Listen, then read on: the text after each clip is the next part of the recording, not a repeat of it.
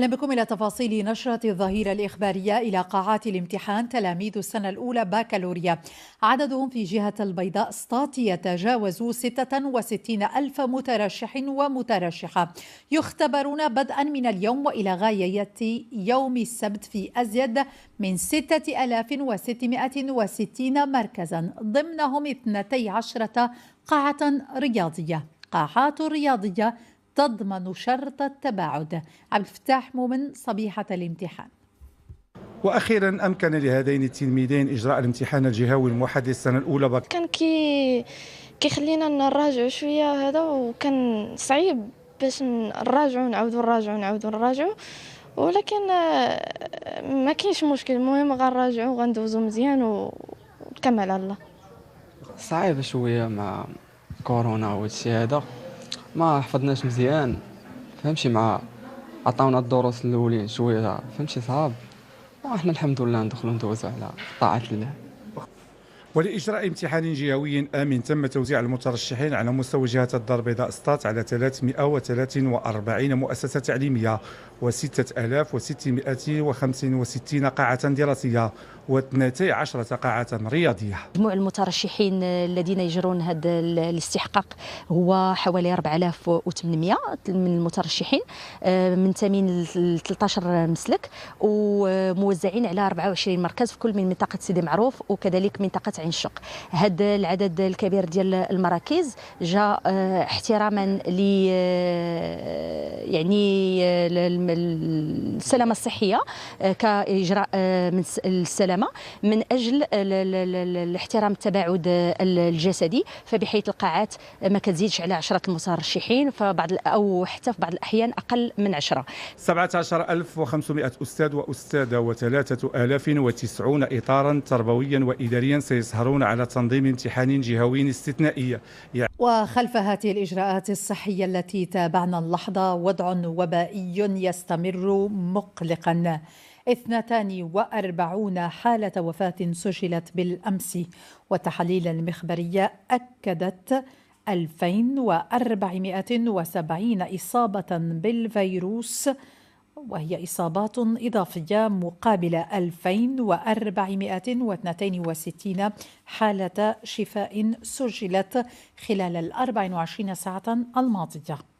من بين المناطق التي استطاعت أن تواجه الفيروس بوجدور. وراء هذا المعطى انضباط في احترام الإجراءات الاحترازية. عدد الإصابات في بوجدور لا يصل 30 حالة مقابل هذا الرقم الصغير. مجهود تحسيسي كبير. يوسف ويشو وزهير هنا. النشاط الصناعي بهذه الوحدات بمدينة بوجدور ظل متواصلا نتيجة الالتزام بالتدابير والإجراءات الوقائية من خطر تفشي الفيروس بين صفوف العمال. اليوم تحظى بزيارة لمجموعة من النشطاء المدنيين في حملة تحسيسية تذكرهم بمواصلة التقيد بقواعد السلامة الصحية. حملات تحسيسية باش يديروا توعية للناس بأهمية هذا الموضوع، باش يحاولوا ياخذوا الاحتياطات ديالهم الوقائية والاحترازية، باش ما نطيحوش في بزاف ديال الحالات اللي طاحوا فيها مجموعة من المصانع يتسدوا الأرزاق ديال الناس. التدابير اللي اتخذها المصنع هي خلات القضية مستمرة، بالأحرى عن بقية المدن الأخرى اللي قفلت مصانعها. نحن الحمد لله مازال إجراءاتنا وتدابيرنا مستمرة.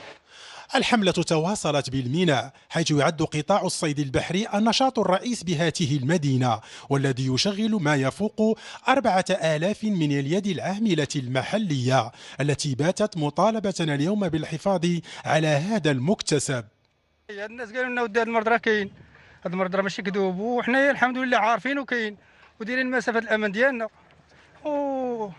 ودايرين الكمامه ودايرين التعقيم ديالنا، وكنشكر الله تبارك وتعالى، كنحمد الله تبارك وتعالى على هذه المدينه بوجدور. الحمد لله قايمين بالواجب ديالهم. والناس اللي كتخدم كامله كتخدم في هذه الوحدات الصناعيه والميناء، وعلى هذا الاساس ركزناهم ووصيناهم باش دائما يحاولوا على انفسهم من كورونا، ودائما يديروا احتياطاتهم الخاصه، لانهم الى وقفوا هذه المراكز الاثنين غادي يسبب لا قدر الله في انعدام الشغل، في عدم دخل مستقر.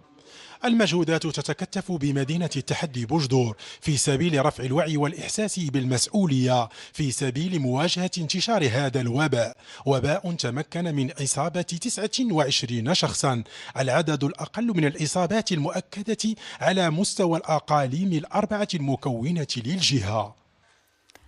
وبسبب ارتفاع حالات الإصابة بفيروس كورونا في صفوف موظفيها، قررت اليوم سلطات الفقيه بن صالح إغلاق مقر بلدية المدينة، أغلق حتى إشعار آخر. بالمقابل، وبعد إغلاق استمر لنحو 7 أشهر، سمح للقاعات الرياضية في الفقيه بن صالح بأن تفتح أبوابها من جديد شرط عدم تجاوز نصف الطاقة الاستيعابية المتاحة. لحسن هبان عدنان الصيلاني من الفقيه بن صالح.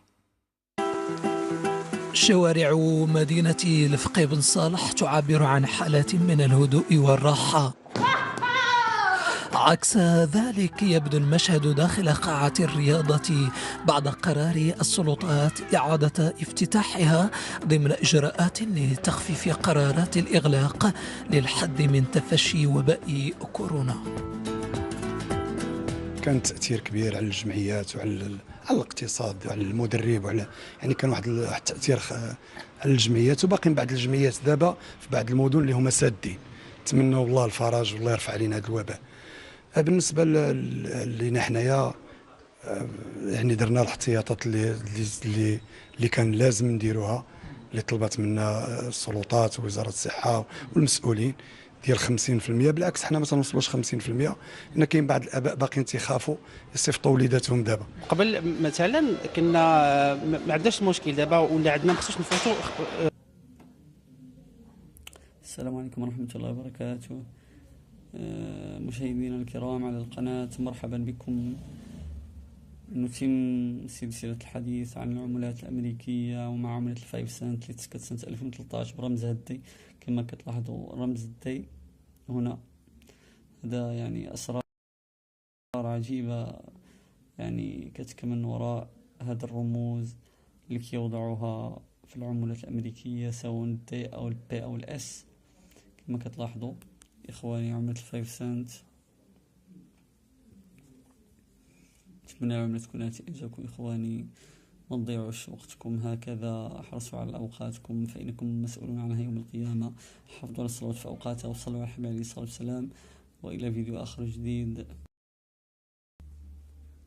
السلام عليكم ورحمة الله وبركاته.